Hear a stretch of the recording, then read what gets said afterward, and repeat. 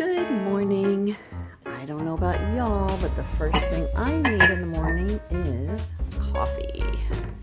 So let's head over here.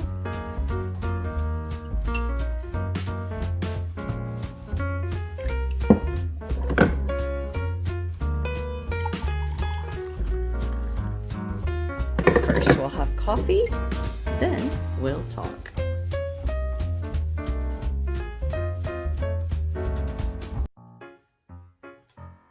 Everyone, welcome back to my channel. Today I'm celebrating my birthday, and I'm celebrating it with this cute musical shirt and these cute little treble clef earrings and this adorable mug. Is that not the cutest mug you've ever seen? I'm also celebrating it with this cupcake, but I will get to it later. But another thing I'm celebrating is that this is my 10th video today, and I know that sounds like nothing, but to me it's a big deal. So back on May 4th was my very first video that I put out, and I did it because my grandson told me that I should. He said, Gigi, you should start a YouTube channel and you could teach piano. And I thought, what a great way to bond with him, because he helps me with my ideas, and he helps me with my editing. He helps me with my thumbnails. I mean, just so much. And so I love doing that with him. And it's become a really fun thing for me to do too. So I hope y'all enjoy it, and I hope y'all will keep coming back. Another thing I wanted to point out before we get to the music is this background music. It's actually called Coffee Break. And I mean, could that be any more perfect? So, but if you're ready to get onto the music now, then let's head into my music room. I'll meet you at my piano for some warm-ups. So let's go.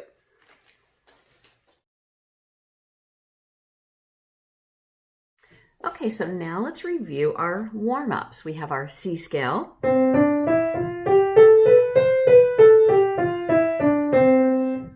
C chord progressions,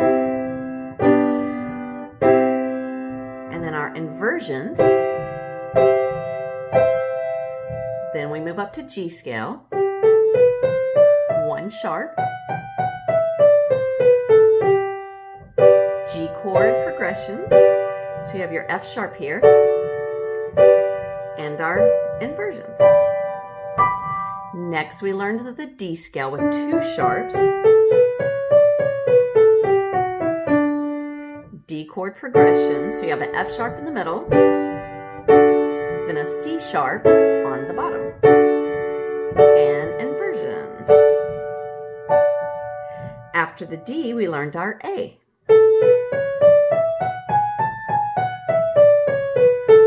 Had 3 sharps, A chord progressions, and inverted. After A is E, which has 4 sharps,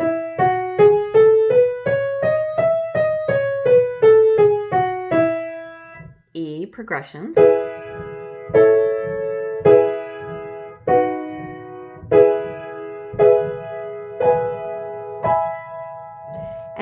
and if you'll notice the pattern, so we learned C, G, D, A, E. So our next one is going to be B. And you can probably guess your B is going to have 5 sharps. And B is actually easy to play because you just play every sharp you come to. So B, C sharp, D sharp, thumb under to the E, and then F sharp, G sharp, A sharp, B. Same fingering.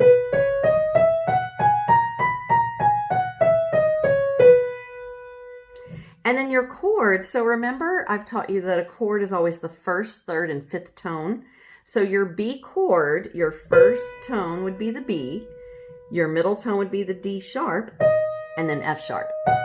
So there's your B chord. And next week we'll look at doing the progressions for that and the inversions. But now you have a new scale and chord to look at. And then also remember to be playing your chords and your progressions, if you can, with your left hand. And then one more thing, if you would like to start doing your scales with your left hand also, then the fingering will be a little bit different. You're going to go 5, 4, 3, 2, 1, cross your third finger over, and then coming down, 1, 2, 3, thumb under. And if you were to start out with both thumbs on C and do it together, then your fingers would do the same exact thing. Thumb under.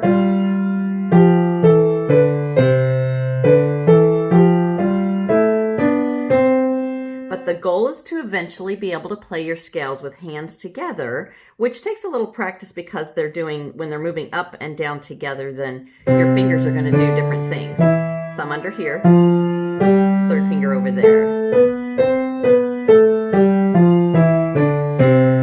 So that's just a little goal you could set for yourself. So like I said, I'm celebrating a birthday today, and you know, as we get older, we can start experiencing some memory loss, and music can help with that. If you go to the internet and type in benefits of music or learning to play the piano, you can find so much stuff about the benefits of piano. And so I found a couple of these articles that are really great.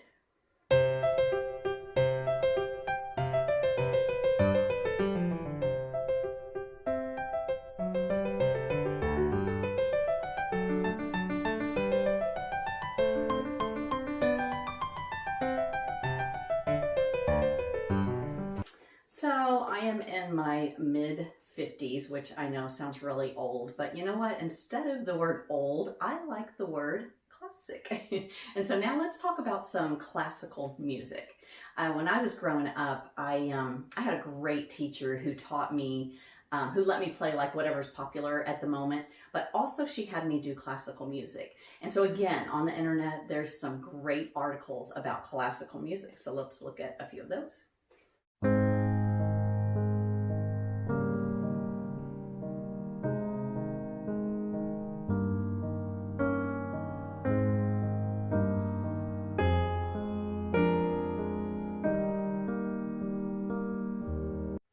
So personally, I like classical music. I love listening to it. I think it's very relaxing and calm. It can put you in a good mood. But classical music may not be your cup of tea or your cup of coffee. But I discovered a video on YouTube from David Bennet. It's called David Bennet Piano, I believe, if you want to look it up and watch the whole thing. I'm going to show you a little clip. But he has a whole video on 14 different songs, popular songs that have been ripped off from classical music.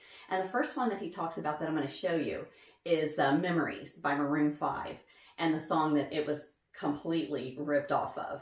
So I'll show you that and see what you think. Sounds very similar to the classical piece Canon in D by Johann Pachelbel. Here's to the ones that we got. Cheers to the wish you were here, but you're not, 'cause the drinks bring back all the memories of everything we've been through.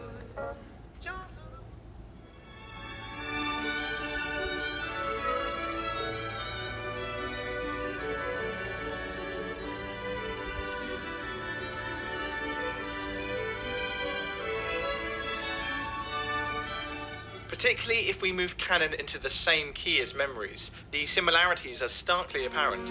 Here's to the ones that we got.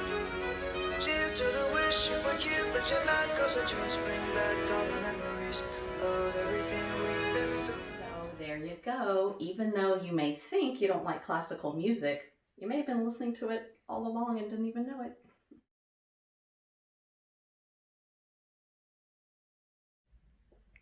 Okay, this is a great piece to show you where your scales and your chords, by practicing them, why that could be beneficial. So this is one of my favorite classical pieces, and I know you've heard it. It's called Sonata in C by Mozart. So check out this beginning part. So when you have two treble clefs like that, that just means that your left hand is playing up in the treble clef area. So you're reading these notes as treble clefs. So that's your middle C. So your left hand right here is playing a broken C chord. And then if you think of your progression, so here we have a G7 back to C. There's an F and another C chord. Oh, and then this is your G chord right here. So I'm just going to play that for you so you can hear how that sounds.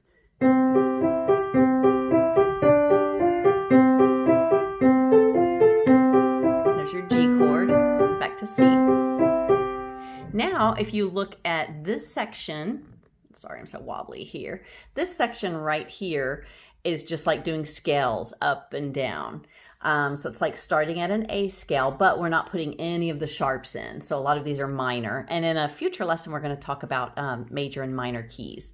But it's going to go up just like a scale does, but coming down, instead of crossing over with your third finger, you're going to cross over with your fourth finger, which would put you the next note down. So we're starting on an A, we go up and down, now we're on G, up and down, now we're on F, and so on. And that sounds like this.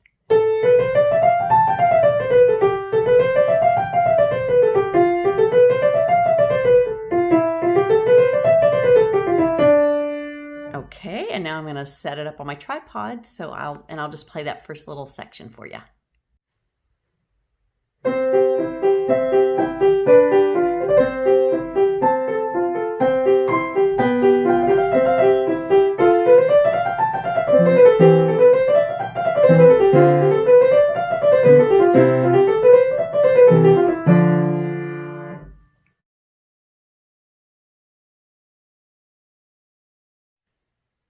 So now I wanted to take a look at into my classical book here, and this is a great book, The Library of Piano Classics, if you want to start playing a little bit of classical music.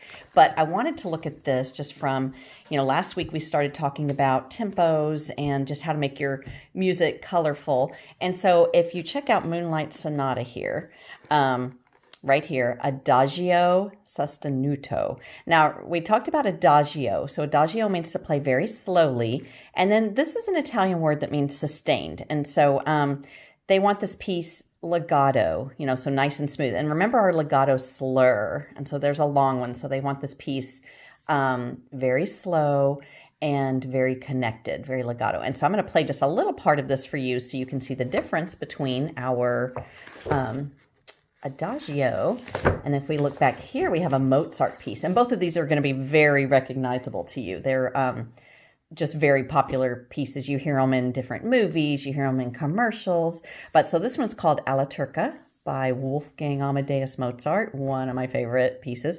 And notice here, so remember we learned about allegro, which means to play quickly. Here we have an allegretto. So this is played very quickly. And so let's head over to my piano and I'll just show you the difference between both. Okay, here is Moonlight Sonata, which is played adagio.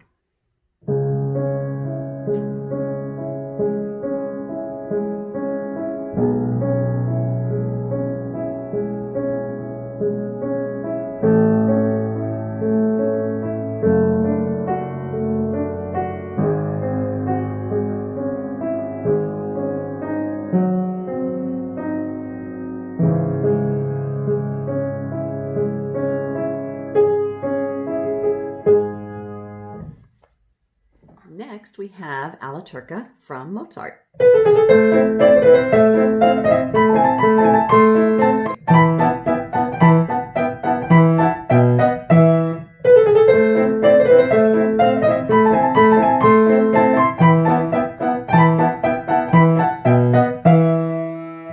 Sorry, that's a little bit messy. I haven't played that in so long, but that's allegretto.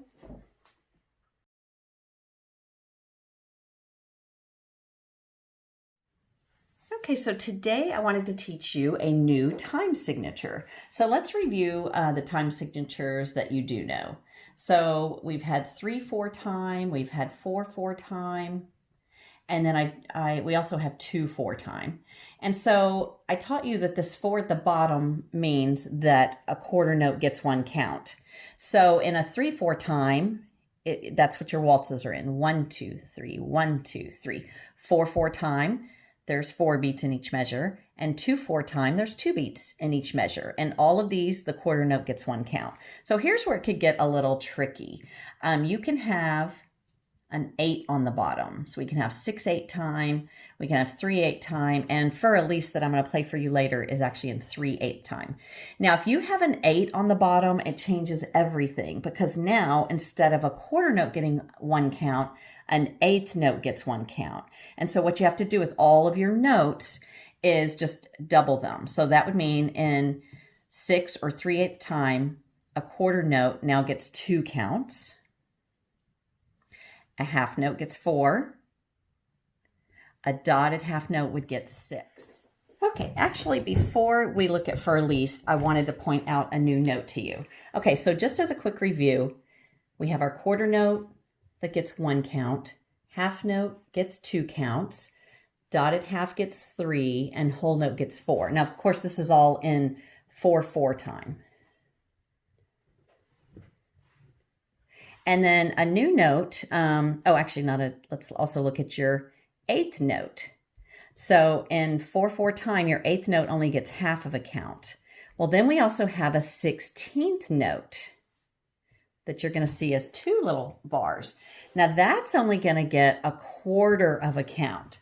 So if you ever see 4 of these together, and they will just all be connected with a bar,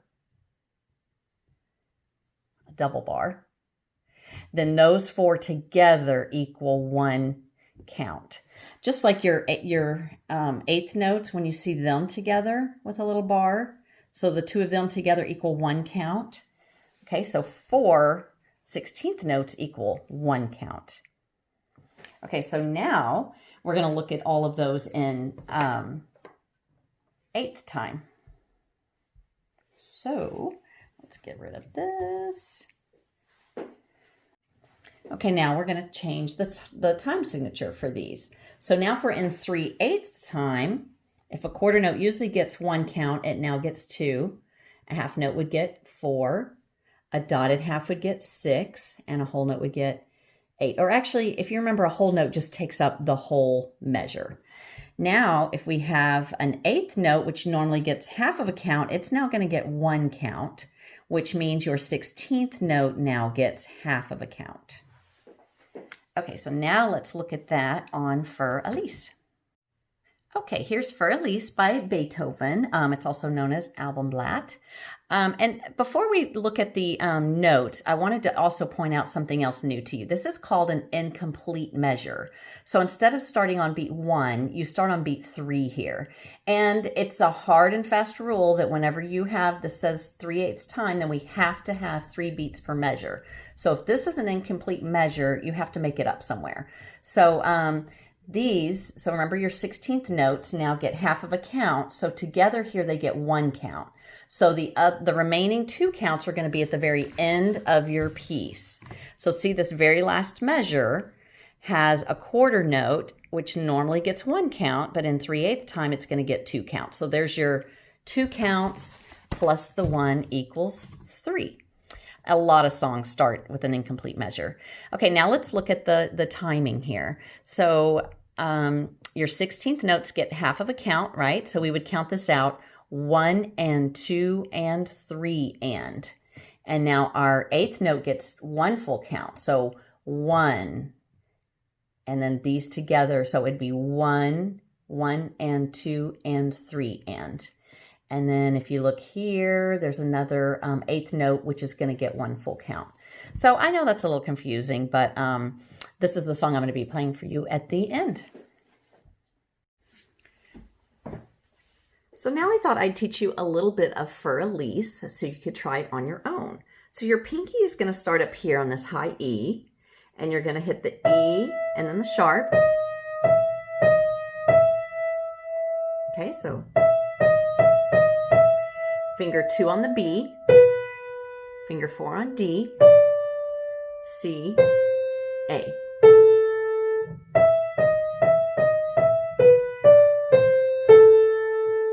Now for your left hand, you're going to go your pinky on the A, finger 2 on E, and then A up here. And that's going to come in when you get to your A. So if you put it together, it's...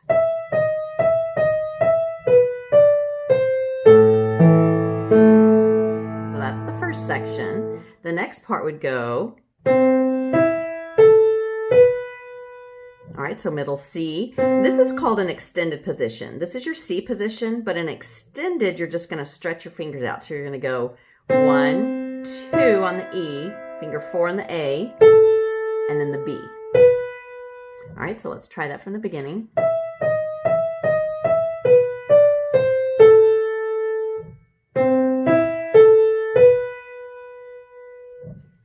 And then the left hand for this next part is you're going to play this low E with your pinky, come up an octave, which just means play the higher E with your thumb, and then you're going to cross over and play finger 2 on the G sharp.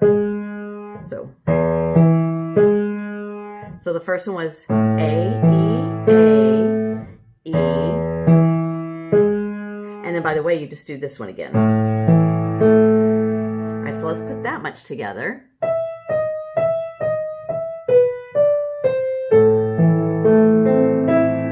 It comes with the B right here. All right, so then our next section would be G sharp, B, C. So let's look at that just with the right hand.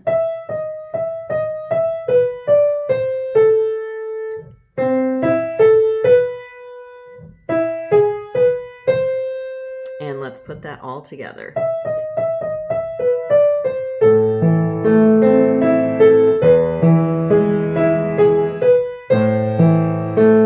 For this next part, hit this E, and you're going to just repeat everything you just did.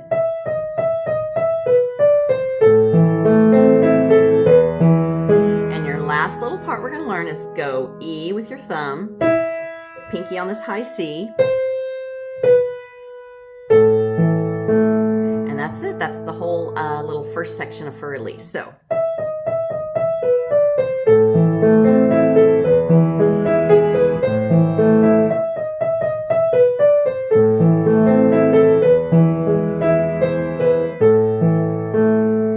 And if you can learn that part plays over and over, and you'll see at the end I'm going to play this whole song for you.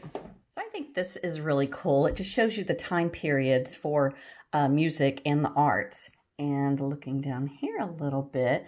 So when I was growing up, this is the 2 time periods that I was taught mostly music-wise. And so in your 18th century, the neoclassical period, you have Haydn, Mozart, Beethoven, Schubert, and these were, I think, my favorites. But I also liked the Baroque period, played a lot of Bach growing up, and Handel, I'm sure you've heard of Handel's Messiah, and you've got the Seasons, Vivaldi. So anyway, I think that's just kind of cool because it also shows you what was going on in the arts around those same periods. So Fur Elise by Beethoven holds a special place in my heart because it was the first classical piece that I was taught to play. I started learning it when I was in the 5th grade, and it took me a full year because it is quite a long song, and I was pretty young. What are you, 9 years old in the 5th grade? So in the 6th grade, when I was 10, I played it at a recital, and then I also played it for the talent show at school. And so I have been playing this song for 46 years. So anyway, here it is.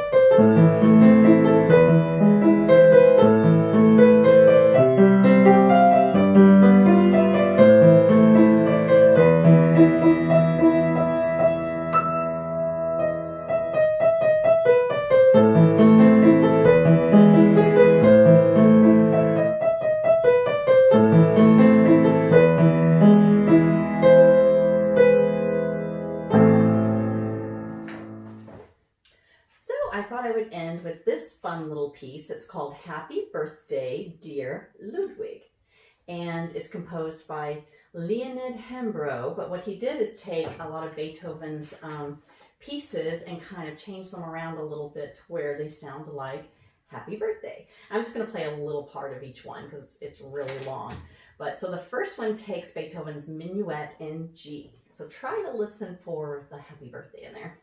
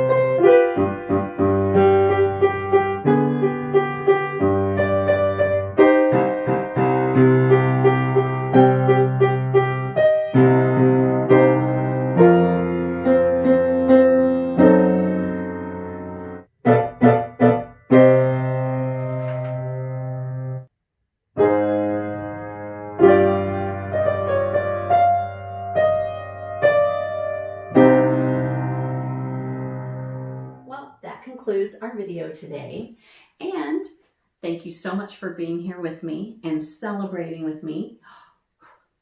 Now, I'm going to go enjoy this cupcake, but I hope to see y'all back next week. Bye. Thanks for watching.